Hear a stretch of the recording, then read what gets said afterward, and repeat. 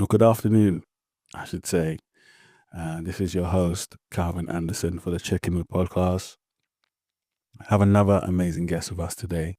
She's going to introduce herself and we're going to go through some amazing questions as well. So, ladies and gentlemen, give a warm welcome to Sam Rowley. Sam, how are you? Hi, how you doing? Thank you very much for inviting me onto your podcast. My name is Sam, and I'm the editor of the Health and Wellbeing Magazine by Foyt. So, for those of you who don't know, Foyt is a membership for practitioners and therapists. And with that, you get lots of different benefits. One of the benefits is being able to submit articles to the Health and Wellbeing Magazine. Mhm. And a lot of our authors take advantage of this because we get to share their knowledge, and also they get a bit of marketing because we post across all our social platforms. So for me, I absolutely love my job because every day is a school day and every day I learn something new from our amazing authors, and our topics vary literally from yoga to osteopaths to chiropractors to moon moon bathing and forest schools. So it is really a great learning opportunity for me. And I've used this to sort of help me understand my daughter a bit better. So today I'm going to be focusing on autism because I've learned a lot from our authors, and I still have a lot more to learn. My daughter's now 13 and I obviously want to support her as best as I can. So I'm sort of meshing my mommy role with the Health and Wellbeing Magazine editor role to try and sort of help everyone else out there. Sam, you touched upon something which goes into our next question, which was autism. Speak about autism to us and for the listeners who may not know, and I guess give us your journey. So autism is a developmental disorder that can affect how a person thinks and interacts with others and experiences the world. It's often referred to as a spectrum because the symptoms vary from one person to another, and they have like lots of different traits, which some might show and others may not. And your journey, because I know you mentioned your daughter, right?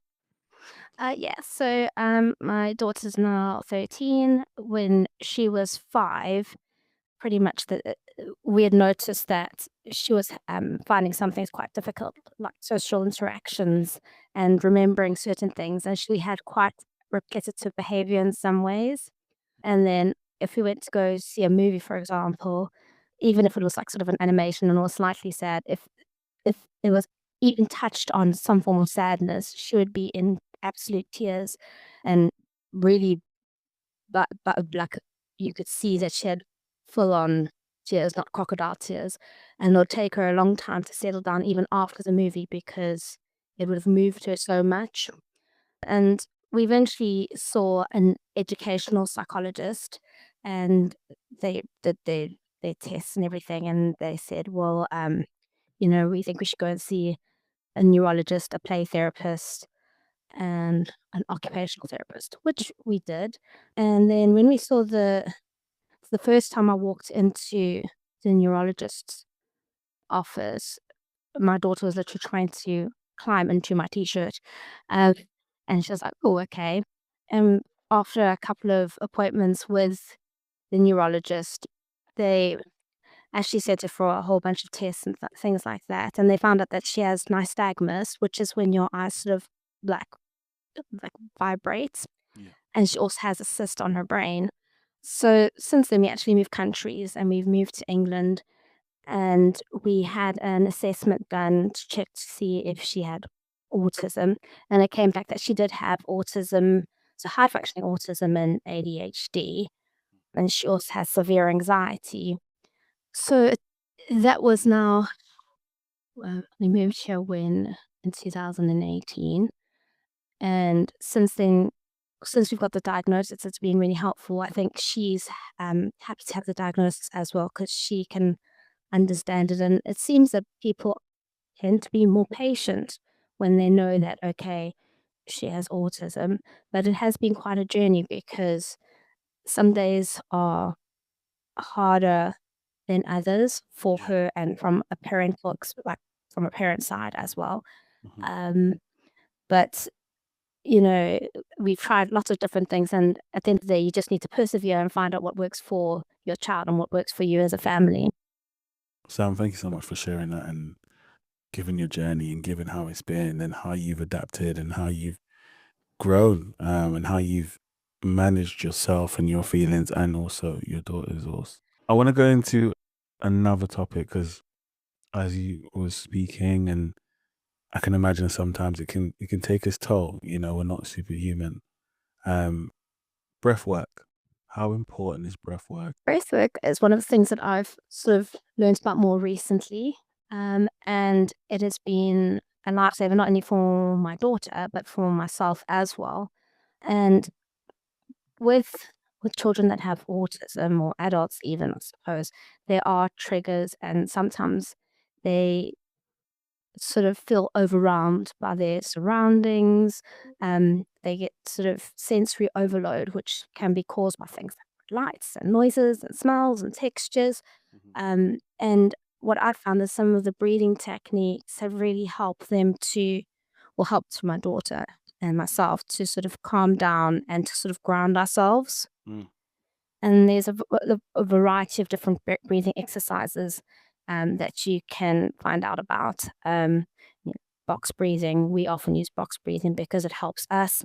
I've heard of when you use your different nostril sides and you block one side and breathe in from the other. But the best thing is to go and see like a breathwork practitioner who can actually give you proper exercises, and they may be able to find something a bit more individualized to help your family and your child, or another adult that has autism. But for my daughter, it has definitely helped calm down, even if she just puts her hands over her nose and sort of tucks her thumbs underneath her chin Yeah, and just sort of breathes, and she slowly calms down and sort of almost like zen. sounds peaceful. Sounds powerful. Is there any techniques that you could give to the listeners to take with them today? So I know there's a five to five technique that some people use. There's box breathing.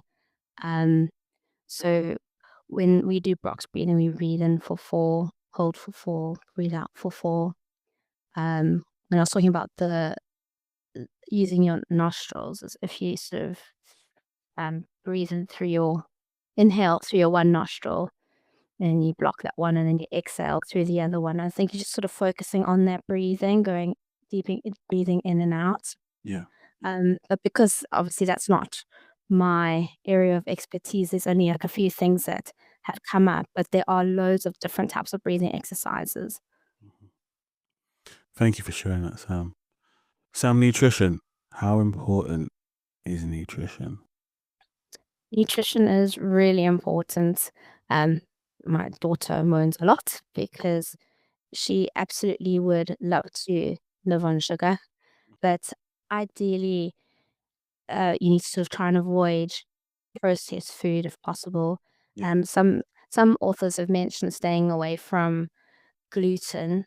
The thing is, with things like this, my advice would be obviously to see a nutritionist or a dietitian, because they can create an individualized plan for whoever has the autism, or for your family, or whatever, to help.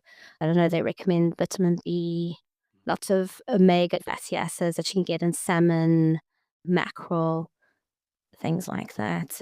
So yeah, that nutrition is really important. Obviously, try and stay away from the sugary things, so that you don't have that crash. And then also hydration, trying to drink, having a good water intake throughout the day, avoiding caffeine and sugary drinks, which actually for most of us would probably be a very good thing to do anyway, but definitely it does help. I mean, I think a lot of people, or I think at the moment it's quite a hot topic that people are looking at different sort of medications and things like that as well, like having I think they had mushrooms, they get different types of mushrooms and things like, what's it called, lion's mane. And I mean, it's something that they're still learning a lot about. They're still researching it, but it seems like there's quite a lot of positive benefits of using things like lion's mane, which is supposed to help with calming and with anxiety and sleep. So I'm still sort of looking into that myself and trying to learn more. but I think it's a relatively hot topic at the moment about these different, I think it's microdosing with mushrooms. A lot to take in, a lot to speak on. Maybe that's something we can unpack even more. Sam, as you know, within the healthcare system, there are long, long waiting lists. What are the avenues you would suggest to the listeners to go down when there are these long waiting lists? So they absolutely a very long waiting list. I think it's minimum of about 18 months from what I've heard from others that are sort of looking to sort of get an autism diagnosis for children. I'm not too sure for adults what the waiting list is. You can obviously do it privately, but you end up paying quite a lot of money for it. There are some like really good centers that you can go to, and even then there is a bit of a waiting list. I think it's a couple of months, but it's not 18 months going on 2 years. And it can be very frustrating from from a parent's perspective, from a school's perspective as well, when actually all you want to do is to support the individual with their autism or whatever help they need, or give them whatever help they need. And it's just a long waiting period to actually know what you should do or what you can do to help them. I used to be a school teacher, and I know that there was a lot of frustration for parents and teachers alike with this waiting list to try and help support children that just need that little extra bit of help, support, love. The thing is, you know, you can, I think it's just generally speaking, your first point of contact is trying to speak to the GP. You can get the school to help motivate. You can get in touch with CAMS directly from a parent. From a parent side, you can get straight in touch with them, or you can go through the school, your GP. Ideally, if you can get everyone on board, have a three-pronged approach, it may help to get things going a little bit quicker. But at the end of the day, you sort of have to jump through all the hoops to get there. But CAMS CAMS are supportive. It's just sort of a bit of a waiting list, a waiting time to hear from them. And I can understand that they are busy. All the support we've had from CAMS has been fantastic. They've got in touch with the school. They've got in touch with the doctors. Um, so from my side, yes, there's been a bit of waiting time in between whiles, but when we do get the help, it's been great. Thank you for that, Sam. It's so good to hear about these different things because, again, I've only been told about these waiting lists and what they look like and how long people have waited. So thank you for sharing that. Can you speak on like the milestone stages from primary to secondary and what adjustments need to be made? So it was when my daughter went from year 6 to year 7, I was terrified because I suppose it's going to big school. There's loads more children. The uniform, even though they're strict on uniform in primary, they seem to be even stricter in secondary. I think the change from going from wearing a jumper to a blazer, things like that. Lots of teachers from having one class teacher. It was stressful for me and for my daughter. I mean, thankfully, there are things like transition days that they have where the children could then go and visit the school and have a look to see. They also, I'm not too sure about other schools, but the school that my children go to, they normally have like a couple of sort of year 6 days where they can go in and look at all the different departments, the science department and the art department, to see what they're all about. They actually see the teachers. So they're slowly but surely taking in the environment, taking in the new faces, taking in the other children that are there. What I found helpful was that the primary school that my children were at contacted the secondary school, and between them, obviously, they did a handover. And from that, the Senko and the Sen department gave me a call saying, okay, we've heard that my daughter has autism, and what can they do to make the transition easier for her and for us. So I spoke to them about how she struggles with like different textures. Mm. So being overstimulated by textures. So I was concerned about the uniform, and they were really great. Gave her a uniform adjustment.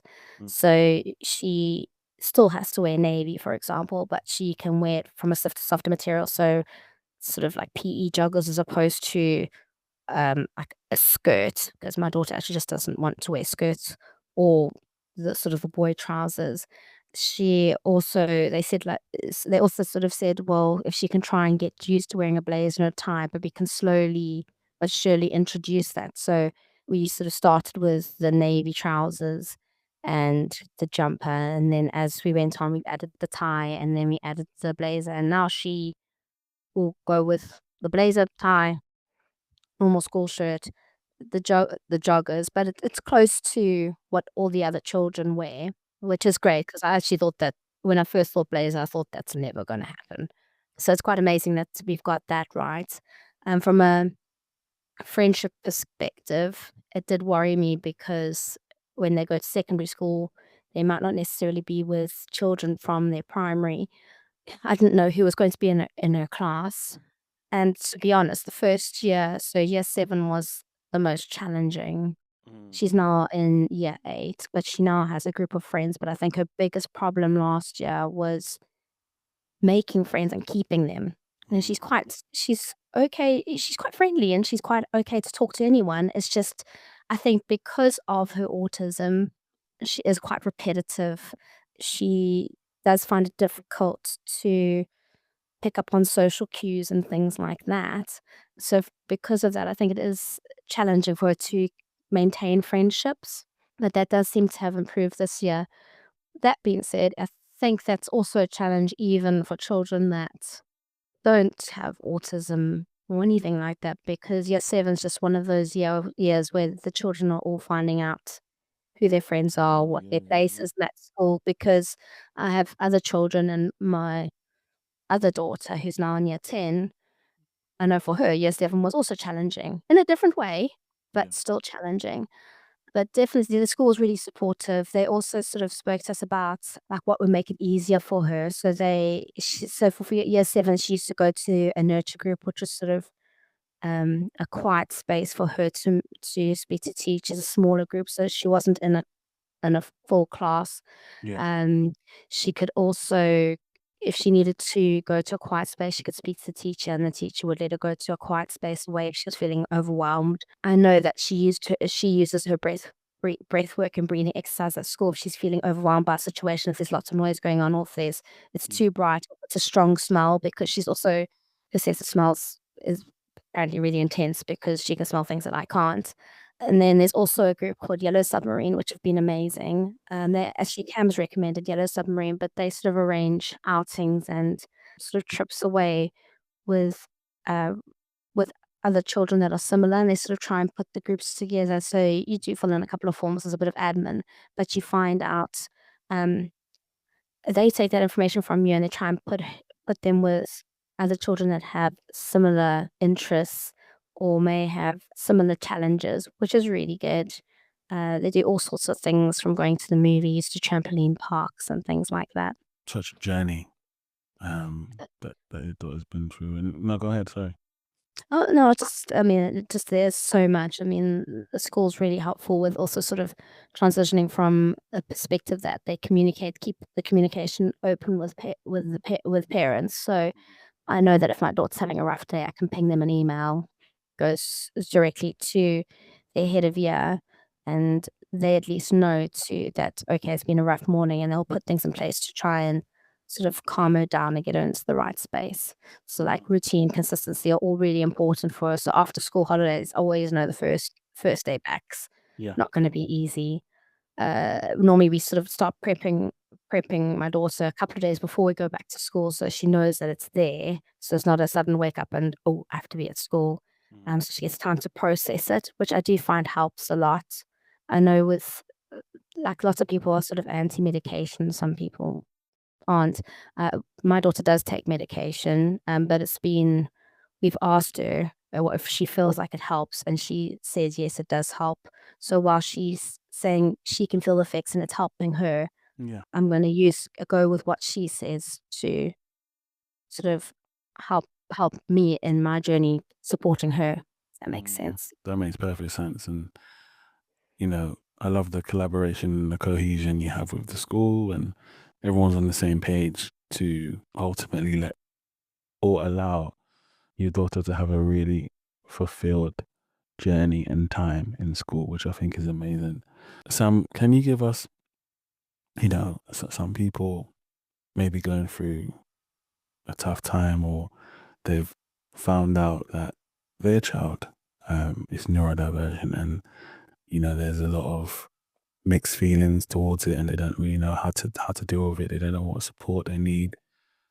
Is there any positive affirmations you can give surrounding autism, or surrounding just how people may feel just when they've found out the diagnosis and don't really know how to manage it? So I think I would say that you should celebrate the strengths and perspectives and talents of individuals with autism. I personally am committed to creating a world that appreciates and supports everyone. But everyone should just be aware that there are people and things out there to support you. And I think when you first find out about autism, initially you're like, oh my goodness, I don't know what to do. I don't know where to start.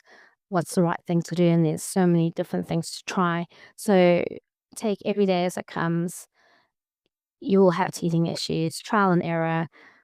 If you're a parent and it's your child, listen to them. Um, Try and hear what they're saying.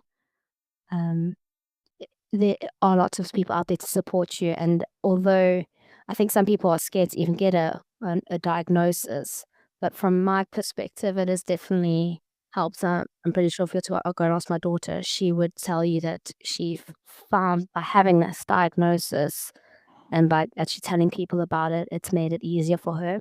Sam, before you go, I want to throw some fun questions at you, so just so the listeners can get to know you. If you had to pick a remote location to work in, where would it be and why? Anywhere in the world, Anywhere. um, it would probably be Scotland Why Scotland? because I like the cold and hopefully it would snow. And I think it looks beautiful. No, that's a beautiful location. Do you have a favorite quote, Sam? Favorite quote? Well, live, is it live, laugh, love? Live, laugh, love. Do you have a favorite season? Even though you've mentioned it just now in kind of Scott, when you sort of spoke about living in Scotland, do you have a favorite season? Absolutely. I love winter. I love cold weather. I love Yeah, the rain. I love the snow. I love the frost. of the frost. And is there any? I know you've given affirmations already. Is there any advice you'd give to the listeners who, may want to become an editor and write their own magazine, or go on to like live their dreams? What advice would you give to them today? I suppose my advice would be to seize the day. And if you want to, if you want to write a story, get your pen and paper ready because there are people there ready to listen. That's powerful. That's so powerful. Sam, people have heard you today. They've heard you explain. They've heard everything that you gave us today, and they want to reach out to you. What would be the best way for them to reach you? So you can find me on LinkedIn, Instagram, TikTok, Pinterest. If you search for the Health and Wellbeing Magazine by Foyt, you'll be able to find me there, or you can ping me an email at editor@focusonuk.co.uk. Amazing. Sam, thanks so much for coming onto the pod today. This won't be the last time we have you on here. Ladies and gentlemen, I have been your host, Calvin Anderson, with the Check In With podcast. We've had Sam Rowley. Amazing. And we look forward to having Sam again. Until then, have a good night. Take care. Speak soon. God bless. Thank you very much.